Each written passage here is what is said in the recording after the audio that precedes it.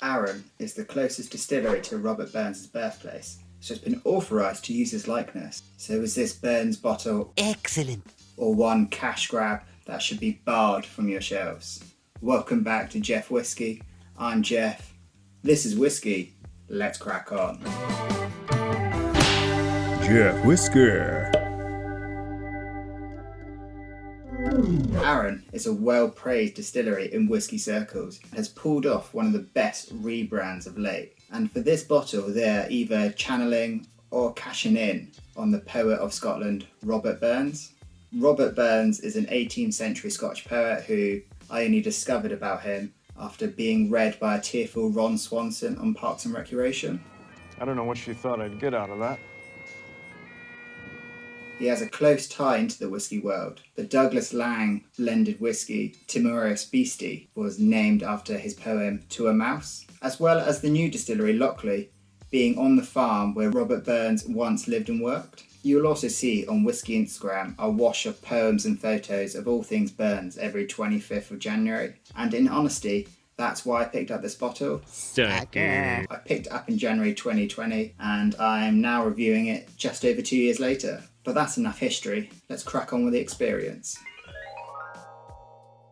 While it certainly has nods to the Arran distillery with the embossed eagle on the bottle, the neck label, and there is a little badge on the back with Arran, they are going whole hog Robert Burns aesthetic. They even have a Robert Burns Whisky website set up, which, I don't know, feels a little less of like a partnership and more a tourist cash-in. It's a lovely goldeny brown, probably lighter than that, and it is natural colour. However, I haven't been able to find anywhere if it's chill filtered or not. You would assume so if they're not stating it, because they are stating natural colour. But if you know, do please let me know. But like the mosses and waters, let's see if it slaps. Oh, right across the face. Sorry, mate. In the face! In the face! Saying that, I think that bottle done more damage to my hand than his face. I think it's about time I gave someone else a chance to slap. Right, Jeff, this is what you've been waiting for. Slap, and I'm going to use this Daft Malt 15. So here goes.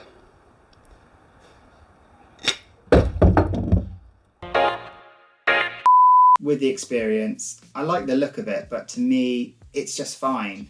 I think it's weird how they cropped his face, and it looks better in the tube, which is long gone. But I think I can only give it 3 out of 6 Jeffs.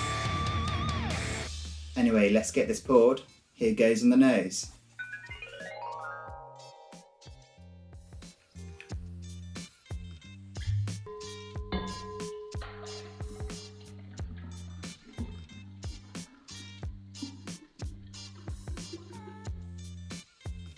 As you can see, I got a bit carried away with the pour. It'll keep me busy today. It's got a real sweet, youthful first kick, a real punch in the snout, higher than the 40% ABV that it is. Once you get past that, there's, what's that can? It's pink. Cream soda poured over a banana and pecan loaf. The more I'm diving in, I'm getting this weird mixture, orange juice and Mars bars. So it's very sweet, but I'm not sure them aromas go together. It is a little jarring. Yeah, I'm really thrown by that. While it is interesting, I'm certainly in two minds over it, so I think it will have to be a middle score and give it 3 out of 6 Jeffs.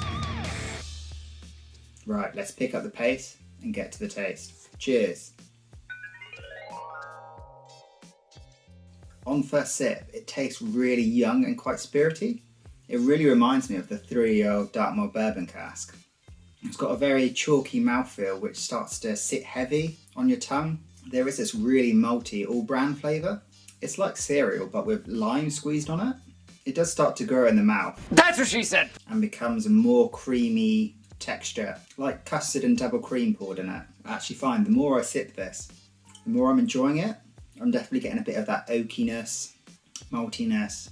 There's definitely a spiciness, possibly more chocolatey as well. The finish really fades, but it leaves this spicy milk chocolate residue. Yeah, it's certainly interesting. So it's pretty decent on the taste. So I'll be getting 4 out of 6 Jeffs. Right, as time is starting to become lost, let's talk about the cost.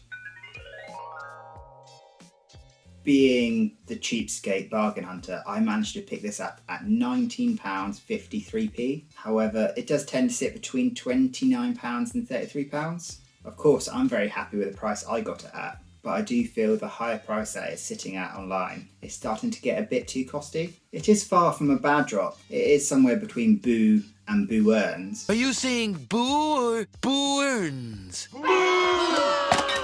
I was saying boo earns. So I think for value, I'm going to have to give it 3 out of 6 Jeffs. So this is bringing the total score in at just above average at 13 out of 24 Jeffs. But do you agree with this score, or do you think it should be much higher? I've seen a few other people review this, just shower praise all over it, so maybe I'm off. But if you've enjoyed my review, give it a like. If you've hated it, just slap a dislike. And if you want to support the channel, you can subscribe. It's all free and it just helps the little number go up and it gives me the warm fuzzy feels. So I've been Jeff, all the best and cheers to the next one.